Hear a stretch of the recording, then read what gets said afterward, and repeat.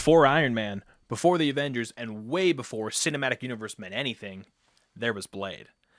Welcome back to Marvel In Memoriam, brought to you by the Fandom Memorandum. This is a partner series to the All Roads Lead to Doom series, where I take on the Marvel filmography and TV shows solo. Today's victim, the Blade Trilogy.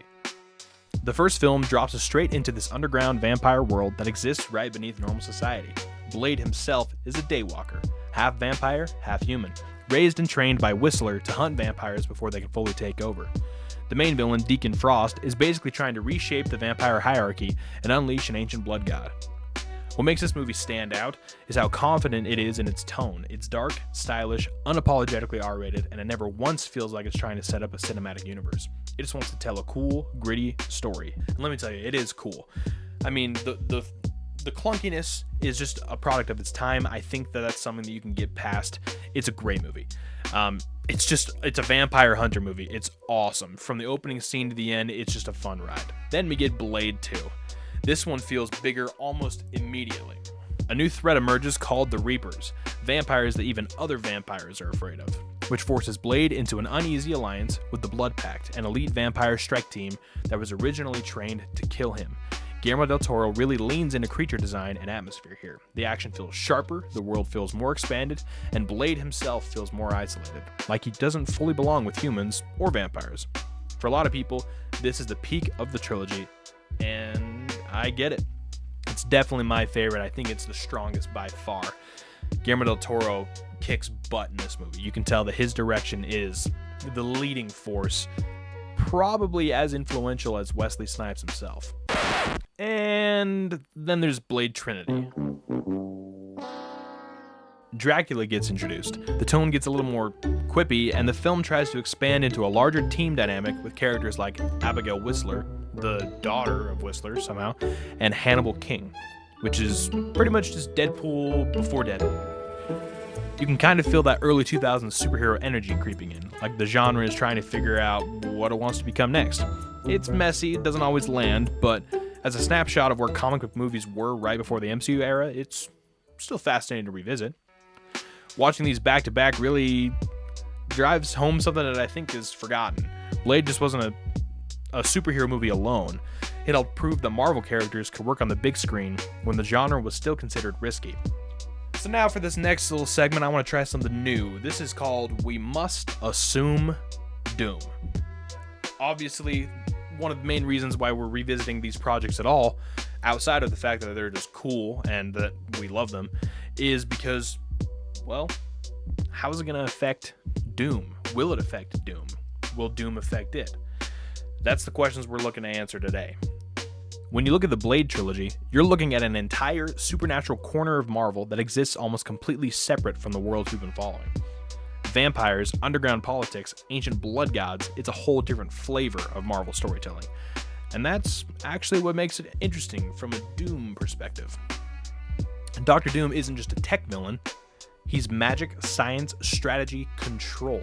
If Secret Wars pulls from across Marvel cinematic history, a darker, hidden world like Blade's could easily become one of those forgotten universes Doom manipulates or pulls into the larger conflict. Or it's Doom fodder. And that's where I'm leaning.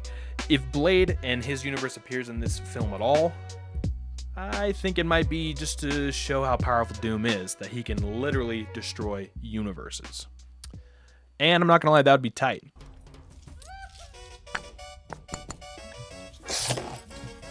Impossible. Tight, yeah!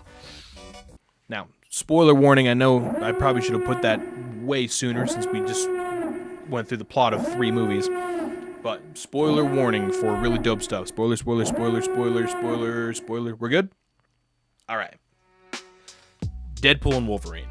When Blade shows up in this movie, so sick. I mean, it's awesome. It's electric. He walks in, by the way, following Elektra, which was already a pretty crazy reveal. He walks into this dope music. He's looking all cool. He's looking slick. And he's a force to be reckoned with. I mean, he kicks butt in that movie. Their team that they assemble is awesome. I mean, it's really cool. That being said, it did feel like a goodbye to the character. So if we do see the character again, it's probably the final goodbye, at least for the Wesley Snipes version. Now, obviously, I can't say that definitively. I don't know anything behind the scenes, but from what I'm feeling, I think Blade's probably done. Maybe we see the character in the future, but I think it'll probably either be in Secret Wars, and it could even be a recast. But beyond that, if we see him in Doomsday, it's probably just his universe ending. That's just my opinion. Coming back to the trilogy itself, what stands out most to me is how confident these movies are in their identity. They're not trying to be the MCU. Now, they could have been. That's my theory, and maybe I'll make a video on that. I think a lot of these movies, these early Fox movies, even some of the Sony stuff, could have built into their own universes easily. That being said, that just wasn't in the cards for them. I don't think that they had full confidence that this was going to grow at the rate that it did. But a lot of that can be attributed to Blade. I mean, Blade is the reason why we have anything from Spider-Man to Thor to Doctor Strange. And a lot of people don't understand that. At this time for Marvel was losing money. I mean, they were selling off everything. They were selling off rights to the highest bidder all around. And so to have Blade come out at an R rating and still be as successful as it was and be something culturally relevant to this day, I mean, it was essential to have any sort of Marvel future in TV or movies. So, thanks, Blade. So yeah, there's your snapshot of the Blade trilogy. If all roads lead to Doom, it clearly started with the Daywalker. It began in the shadows, hunting vampires, with our guy, Eric Brooks, Blade. If you liked what you saw here, feel free to like and subscribe, and we'll catch you next time. Peace!